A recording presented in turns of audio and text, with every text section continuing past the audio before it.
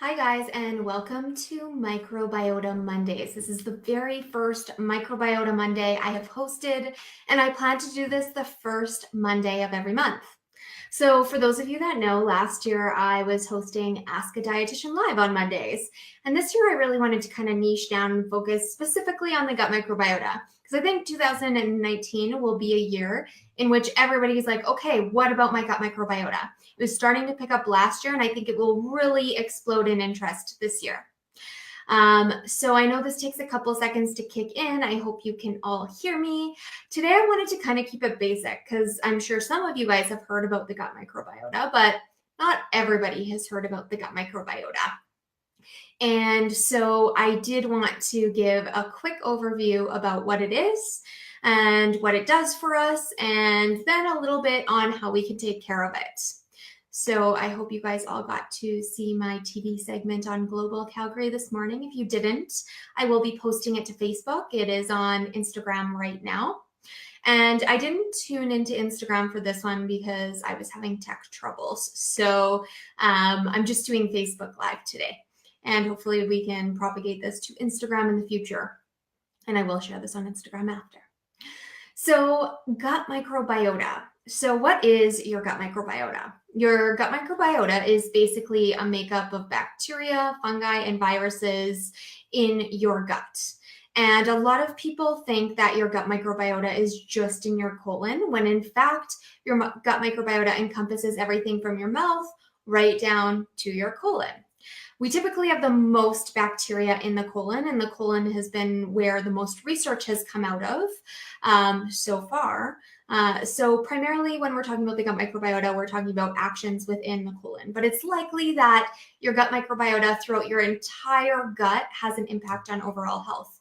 There's also been some interesting research on the oral gut microbiota and the impact on liver disease, the impact on overall health. So it's really important we take care of all of our microbiomes. There's also other microbiomes that exist, but obviously, I specialize in gut health, so we're going to be focusing on the gut microbiota. So we do have a lot of bacteria in our bowels. In fact, we have over 100 trillion bacteria, which is it's impossible to imagine the number of bacteria there. And this doesn't even include the viruses and fungi, which are really up and coming in the research. And immediately when you think viruses and fungi, you think, oh my goodness, this is only bad things. But what we're finding is it actually does play a role in how our overall gut microbiota functions and our overall health. Oh, hello. We have a couple people on live. Somebody said they loved my global segment today. Good. If you happen to see the placeholder image that they use before the video plays on social media, my face is like, so enjoy that. So basically, getting back to the gut microbiota. So only in the last, I want to say like 10 to 15 years, I don't have the exact number here in front of me, we've started to discover that the bacteria in our gut did more than just produce energy.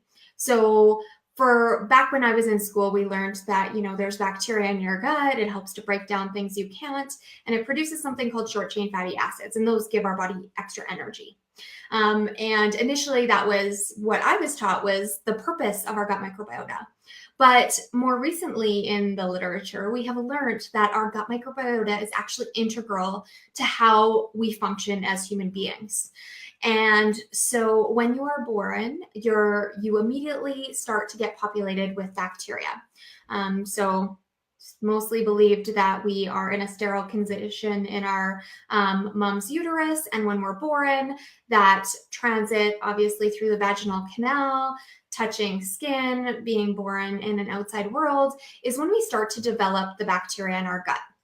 And from age 0 to 3, we rapidly gain types and numbers of bacteria. And this is really important because what we've found is actually the bacteria play a role in the development and the training of our immune system. And we know that people that don't have a properly developed gut microbiota may actually be more likely to have immune dysfunction. So this includes autoimmune conditions, allergies, intolerances or sensitivities, those sorts of things. And so our gut microbiota is primarily developed and really hard to manipulate in any great capacity after the age of 3. So those initial years are so important. And then after that, your gut microbiota becomes fairly stable. It continues to change as you get exposed to new foods and different environmental factors, but for the most part, it's relatively stable. And so what it's responsible for is a variety of different things. It helps us to digest and produce nutrients. So the bacteria in your gut actually help to produce folate, vitamin K, and a whole host of other vitamins and minerals. And it also helps us to have a proper immune system. In fact, 80% of our body's immune system is actually found in the gut. So you kind of think of your bacteria as first-line defenders against harmful substances. So those bacteria are there either breaking them down or attacking them, and also producing something we call the mucus layer. So bacteria, as they help you digest food, they produce a nice thick mucus layer, which kind of acts like a wall to make sure things don't get through your intestine and get absorbed. Also, those metabolic byproducts, or those byproducts of bacterial digestion, also help to keep gut integrity. So if you've heard the term leaky gut, which isn't my favorite term, but describes, how things move through your gut, having a healthy microbiome helps to make sure that your gut integrity stays good. And so, of course, we want to fuel these bacteria positively. So this is where nutrition really comes in. Nutrition is the easiest and most impactful way to make changes to the gut microbiota, as well as some lifestyle factors as well. And so what we want to do is make sure we're taking really good care of those bugs in our gut, because they actually take care of us. And really what I like about gut microbiota science is it really comes down to basics. So things that we kind of always knew are continually being proven true. And so I really like to get back to basics with my patients and focus on meaningful changes that can help to fuel those bacteria in your gut, potentially, although we need more human studies, produce anti-inflammatory compounds, help to regulate our immune function. And so diet's a really powerful tool in that. And so on our website, we have a really awesome bookmark. It is, I think it's called 6 Small Changes You Can Make to Help Have a Healthy Gut, or something of the sort. It's a blue bookmark. And basically it breaks down 6 steps to help take care of your gut microbiota through lifestyle and nutrition interventions. So the first thing we're going to focus on is getting enough fiber. And so in terms of fiber, most people don't consume enough of it. Adults need 25 to 38 grams of fiber a day, approximately, depending on your gender, how much you need for energy. And the fact of the matter is according to statistics, we only get in about half the amount of fiber. So instead of hitting 25 to 38 grams, we're hitting like 12 to 20 grams. Even my patients that are like, oh yeah, I eat veggies and fruit, but aren't necessarily as mindful about it, are only usually hitting about 20 grams. And guys, we look at a lot of food records when we intake patients at Ignite. And I'd say the general consensus is most people aren't consuming enough fiber. So we have to be really purposeful in this. So a couple of tricks I find that are really helpful to help you hit those fiber targets is to actually start to incorporate in plant-based proteins.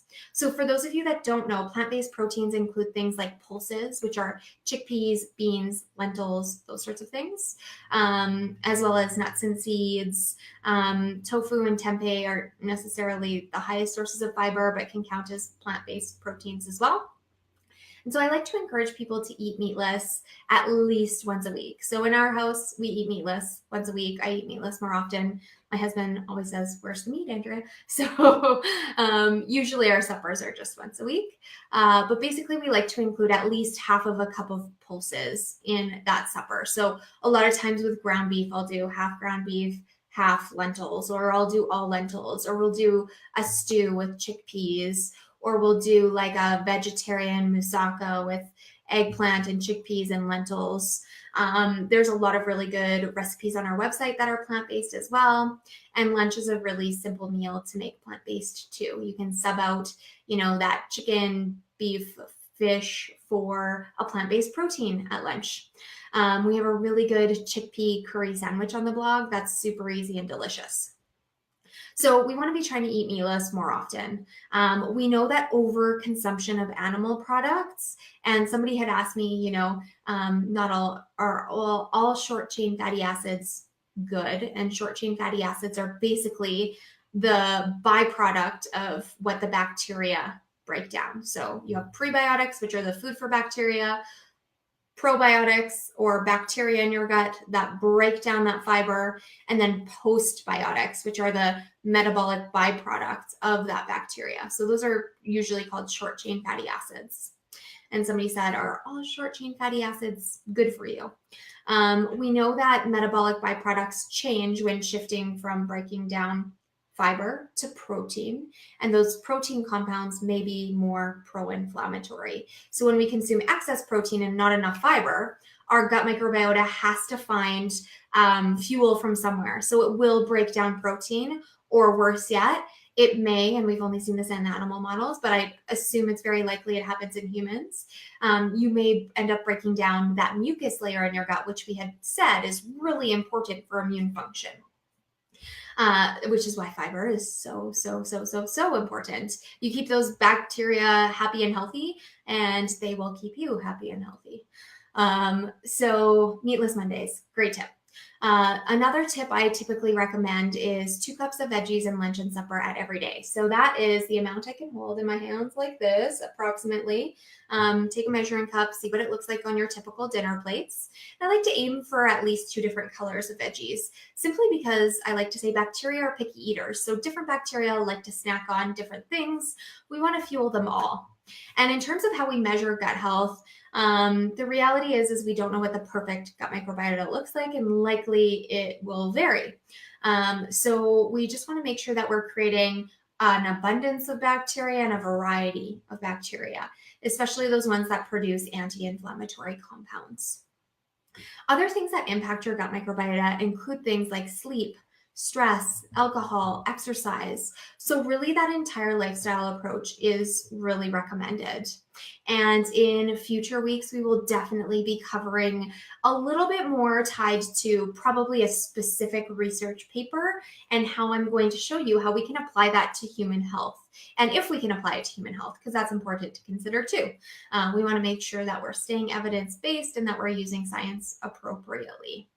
So this week, I really just wanted to focus on explaining what the gut microbiota was, which is a makeup of bacteria in our entire intestinal tract, what it does. It produces beneficial byproducts, helps with digestion and metabolism, and helps to form a competent immune system, and then how it develops. So again, starts at birth, builds up, is fairly resistant. A lot of people think the gut microbiota is I said resistant, I meant resilient. A lot of people think, small things can really throw off your gut microbiota, but actually our gut microbiota really is good at bouncing back. Occasionally it doesn't bounce back, which we'll talk about in later weeks. But for the most part, even like antibiotics, which change your gut microbiota, our bodies do bounce back, usually about a month and a half after those bacteria come back, as long as we fuel them properly. So that is all for this week. Unless you guys have any questions, I know we have some live viewers on. I haven't seen any questions pop up, but I've seen people say hello, which is so nice. So I'm usually mid-sentence when you do say hello. But thank you guys all for coming. I will be hosting Microbiota Mondays the first Monday of every month. And I will usually be talking about a very specific research paper, something hot in the media right now. There's tons of stuff coming out this year. You're going to see it, hear it here first, and then it's going to be microbiota this, and gut health that, and bacteria in your gut this. So you're going to see it everywhere, and we're really going to get down to brass tacks and tell you what is real and what isn't, more importantly, because there's a lot of crappy information out there. So we're going to fix that. So that's what we're going to be talking about. My next one will be February 4th at 11 a.m. MST again. That day I also have a global segment. So it'll be a global segment, and then you guys here on Ask a Dietitian Live. I will see you all then. Thank you guys so much for coming, and have an excellent Monday.